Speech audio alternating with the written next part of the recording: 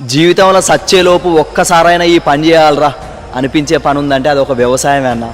ఎందుకంటే అన్నం పరబ్రహ్మ స్వరూపం అయితే ఆ అన్నాన్ని పండించే రైతు బ్రహ్మదేవునితో సమానం. ఆ బ్రహ్మదేవునితో సమానమైన రైతుగా పుట్టాలంటే అదృష్టం ఉండాలన్నా. ఏమంటావు?